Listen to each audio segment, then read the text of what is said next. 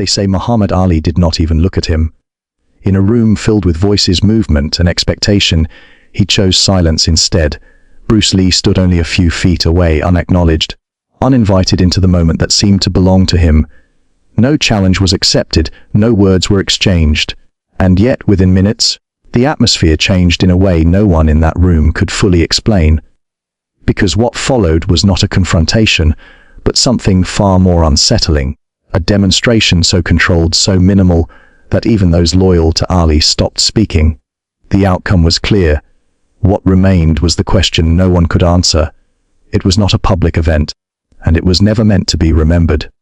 The gathering took place behind closed doors in a training facility that had seen decades of preparation, discipline, and quiet reputations being built without cameras. The walls carried the dull marks of impact, gloves against leather, shoes against canvas, time against ambition. Nothing in the room asked for attention. It simply held it. People had arrived in small groups. Trainers spoke in low voices, their words shaped more by habit than urgency.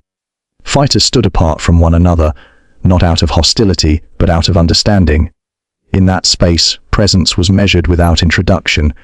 One did not need to explain who they were. It was already known. At the center of this quiet structure stood Muhammad Ali. He did not need to announce himself. Even in stillness, he occupied more of the room than anyone else. Conversations adjusted around him, not because he demanded it, but because his reputation had already done the work.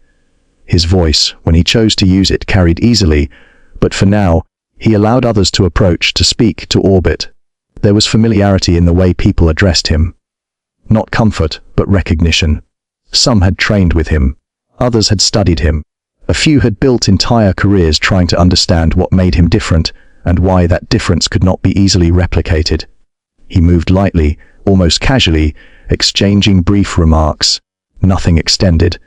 Nothing unnecessary. It was the behavior of someone who had already answered the questions others were still asking. And then, without announcement, another presence entered. Bruce Lee did not arrive with a group. There was no shift in volume when he stepped inside, no immediate acknowledgement from the center of the room. For a moment, his presence existed only at the edge of perception, noticed by a few, registered by fewer. He paused just inside the entrance, not as hesitation, but as observation. His eyes moved across the room, not searching for recognition, but assessing structure. The spacing between people, the rhythm of conversation, the subtle hierarchy that had already formed without being declared. It was the kind of awareness that did not announce itself, yet quietly understood everything it observed. Those closest to the entrance greeted him politely. Some knew him by reputation, others by brief encounters or stories passed through different circles. His name had traveled across disciplines, across borders, but here, in this room, it had not yet settled into authority. He responded with a nod, a few quiet words. Nothing extended beyond what was necessary. There was no attempt to move toward the center. Instead, he remained where he was, allowing the room to continue as it had before he entered. It was not withdrawal. It was restraint. A deliberate choice to observe before engaging, to understand before being understood. From across the space, Ali continued his conversations. If he had noticed Lee's arrival, he gave no sign of it. And in that absence, small, almost unremarkable, something began to take shape. Not tension, not yet, but a subtle imbalance. A few eyes shifted between the two men. Not openly, not in a way that would interrupt the natural flow of the room, but enough to register a quiet question. It was not about confrontation. It was about acknowledgement. About whether two presences, each defined in different worlds, would recognize one another within the same space. Lee did not move. He adjusted his stance slightly, resting his weight evenly, hands relaxed at his sides. His posture carried no invitation, no challenge. It simply existed, calm, contained, and entirely sufficient on its own. Time passed without incident. The conversations continued. The structure of the room held. And yet, beneath it all, something had already changed. Not through action, but through what had not yet happened. The shift did not begin with a gesture. It began with something far less visible and far more deliberate. Muhammad Ali continued as he had before, moving through the room with an ease that came from long familiarity with attention. He greeted those who approached him, exchanged short remarks, occasionally allowing a brief smile to surface before it disappeared again. Nothing he did felt forced. Nothing lingered longer than it needed to. But within that natural rhythm, there was a quiet pattern. He acknowledged everyone. Traitors, visitors whose reputations varied in weight and distance, each received at minimum a glance, a nod, some indication that their presence had been registered. Everyone, except one. Across the room, Bruce Lee remained where he had positioned himself, neither hidden nor prominent. His stillness had not changed, but its meaning had begun to. At first, the absence went unnoticed. Then, gradually, it did not. A trainer standing near the far wall paused mid-sentence, his attention briefly shifting between the two men. Another, leaning against a support beam, followed the same line of sight, though he said nothing. The room itself did not fall silent. Conversations continued. Movement carried on. But beneath it, a second layer had formed, quieter, more attentive. It was not about what Ali was doing. It was about what he was choosing not to do. Lee, for his part, offered no correction to this imbalance. He did not step forward. He did not introduce himself again. He did not seek to occupy the space that remained unoffered. Instead, he continued to observe. His attention moved in small, precise ways, never lingering long enough to draw notice, yet never unfocused. He watched how Ali interacted with others, the distance he maintained, the tone he used, the timing of his responses. It was not admiration, nor was it judgment. It was simply understanding, built quietly and without interruption. Someone nearby attempted to draw Lee into conversation. A question was asked, something general, something safe. Lee responded briefly, his voice low, controlled, without emphasis. There was no attempt to project across the room, no effort to redirect attention toward himself. The exchange ended as efficiently as it had begun. And still, the distance between the two men remained unchanged. Ali turned slightly, shifting his position as another person approached him.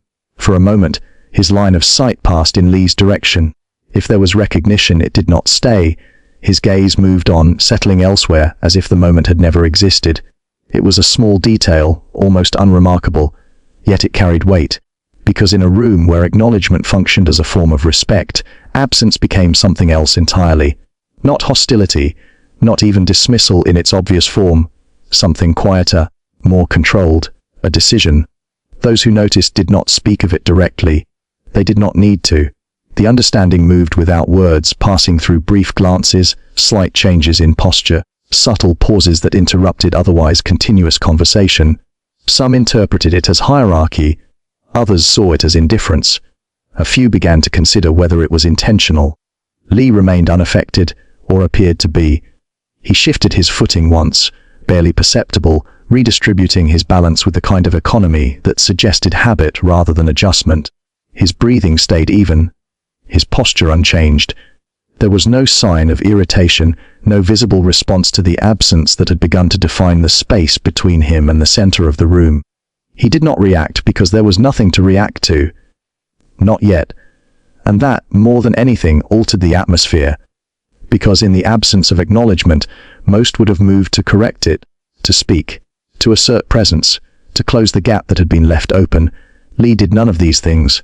He allowed it to remain, allowed it to grow.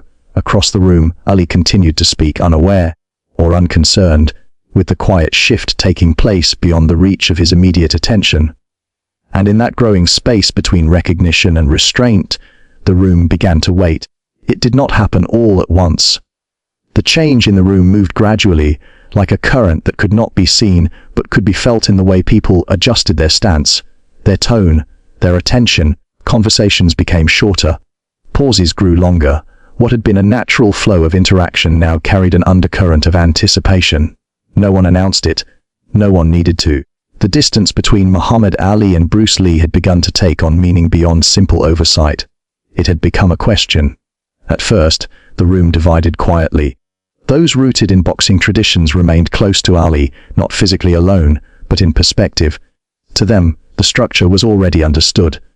A champion stood at the center, and others moved accordingly. Recognition was not owed. It was earned, often through shared discipline, through known opposition, through time spent in the same arena. Lee, in that context, existed outside the familiar. His reputation had traveled, but it had not been tested within the same framework. Not here, not in this room.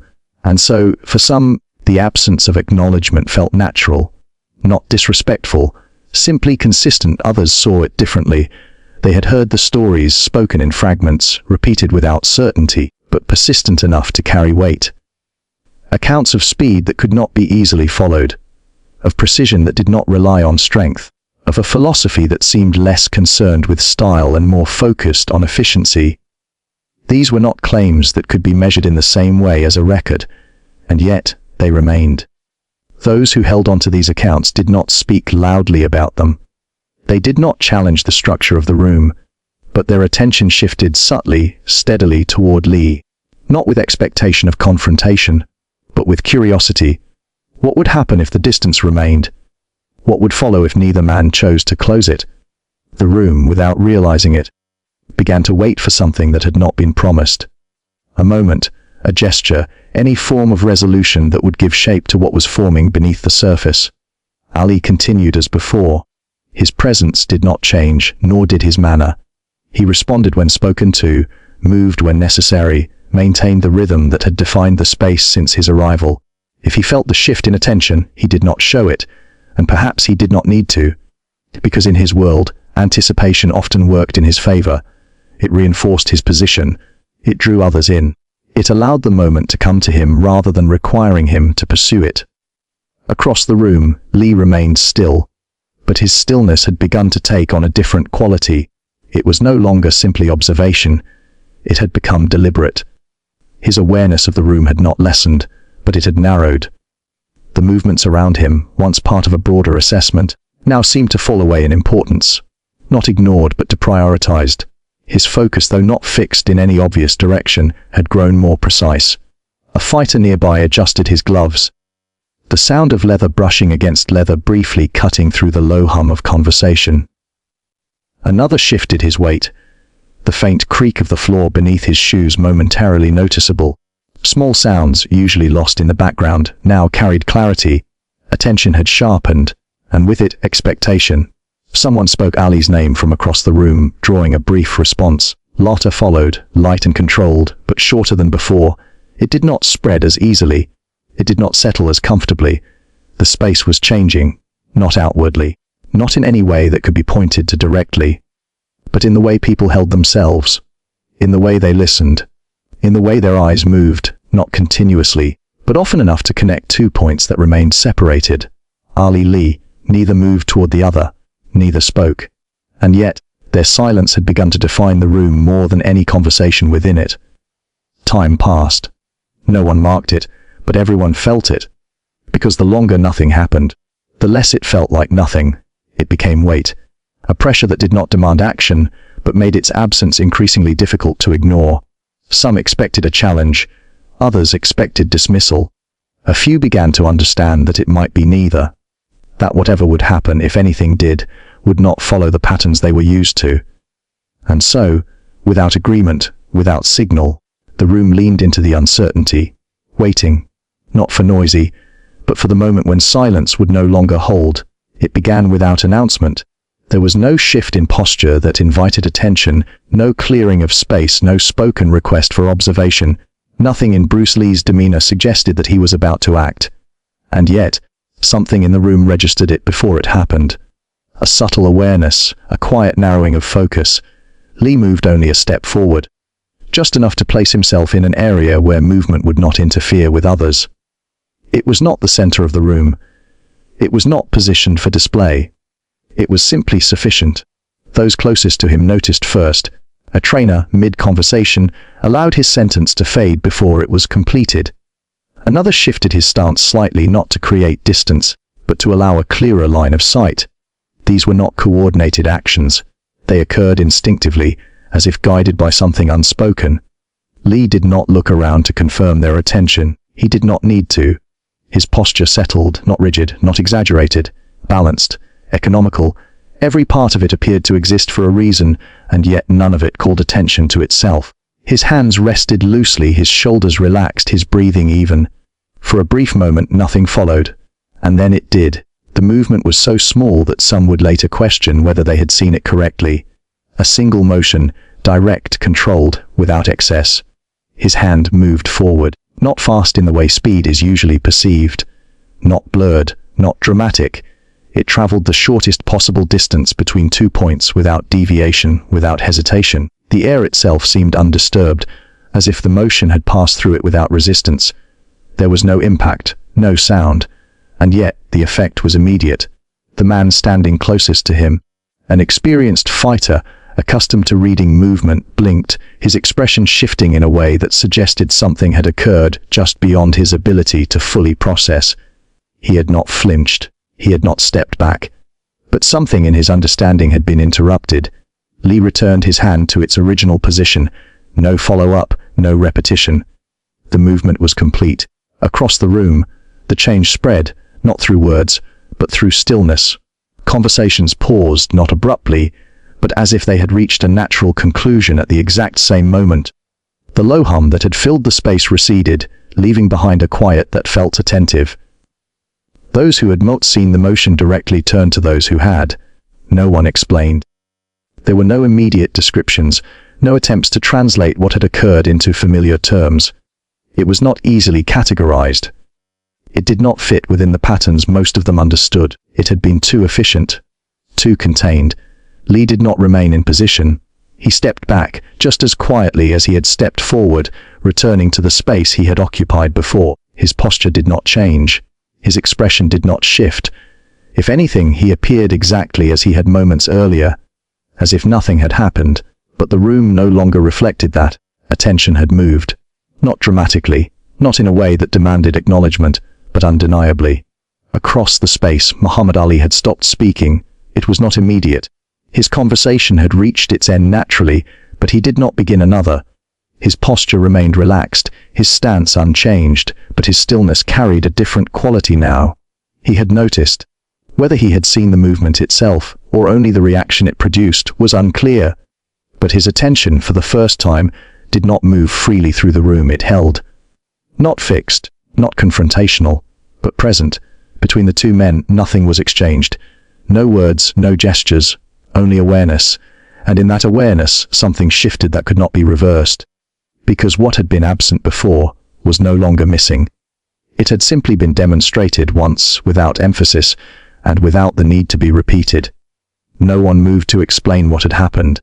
That, more than anything, defined the moment that followed. The room remained still, not frozen, but held in a kind of quiet suspension. The demonstration had ended, but its presence did not. It lingered not as a memory, but as something still being processed in real time.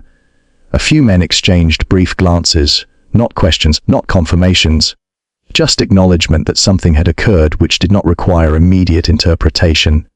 Across the space, Muhammad Ali stood as he had before, upright, composed, unchanged in posture. But the rhythm that had carried him through the room earlier had slowed. The ease with which he moved from one exchange to another no longer returned in the same way. It was not hesitation, it was consideration. His gaze shifted, not broadly as it had before, but with greater selectivity. It moved once across the room briefly and then again, this time not passing over the same points it had previously ignored. It stopped, not long enough to draw attention, but long enough to register. Bruce Lee remained where he had been, indistinguishable in posture from the moment before he moved. There was no visible trace of the action he had performed, no adjustment, no indication that anything had changed from his perspective, and perhaps, from his perspective, nothing had. The distance between them still existed, but its meaning had shifted. Before, it had been defined by absence, by what had not been acknowledged, what had not been recognized. Now, it carried a different weight, not filled, but no longer empty. Something had been placed within it. Something that required no explanation. A trainer near the center of the room cleared his throat softly, as if to resume a conversation that had quietly dissolved. The sound did not carry far. It did not gather attention. Whatever continuity he intended to restore did not take hold. Another man adjusted his stance, folding his arms loosely, his gaze no longer fixed on any single point. The room had not turned toward Lee completely, nor had it abandoned Ali. It existed somewhere between the two, unable to return to what it had been, not yet settling into what it had become. Ali shifted his weight, a small movement, natural, unforced, but it marked a change. He did not step forward, he did not call out, he did not break the silence that had formed. Instead, he allowed it to remain. There was a discipline in that choice, because to respond immediately would have defined the moment too quickly, reduced it to something familiar, something that could be categorized and resolved. But what had occurred did not offer that kind of clarity. It resisted it, and so he waited, not passively, but with control. His attention, though not visibly fixed, remained within the space that now connected him to Lee. It did not wander as freely as before. It returned subtly to the same point, as if reassessing something that had not been fully understood on first observation. Lee did not meet his gaze, not directly, but his awareness did not exclude it either. The two existed within the same awareness now, not intersecting, not confronting, but no longer separate. Around them, the room began to adjust. Conversations resumed, but more carefully. Words were chosen with less excess, sentences shorter, tones quieter. The earlier ease had been replaced, not by tension, but by attention. People spoke as if aware that something important had already been said, without words. No one declared a shift in power. There was no visible transfer, no outward acknowledgement. And yet, the structure of the room had changed, not in hierarchy, but in perception. Ali remained who he was, undisputed in his domain, unchanged in reputation, unchallenged in any formal sense. That had not been altered. But alongside that certainty, something else now existed. A recognition that did not compete, did not oppose, but simply stood, quietly, firmly, without need for validation. Lee had not claimed space. He had not taken it. He had shown that he did not require it to be given. And in doing so, he had altered how the space itself was understood. Ali exhaled slowly, almost imperceptibly. Then, without urgency, he turned slightly, just enough to re-engage with those nearest to him.